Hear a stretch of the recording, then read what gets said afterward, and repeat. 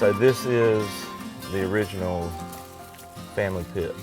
I hate that it looks like this because I did have it cleaned up very well the last time I used it. That was the first time that anybody alive remembers it being cooked on. Like nobody alive remembers the last time it was used. When we were cleaning this up, it was just, I mean, thigh-high trash. That vat was full. And as we were cleaning out the vat, I kept finding, the first one didn't mean anything, but then I found another one, and then another one. He said, well, they would cut the ligament in the hog, and that was how they would hang them.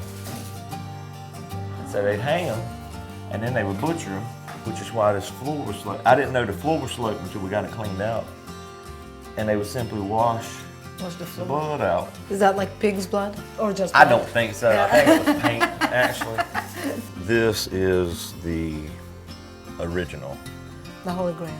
Pretty much. This is where I'd heard this pit spoken of so many times by my grandfather talking about learning how to cook hogs from his uncle.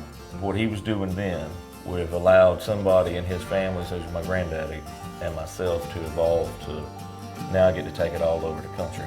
And what he was doing in that little pit was for probably people that live within 1 or 2 miles of here. I do exactly what he did in that room, coast to coast, last year from Maui to Sweden.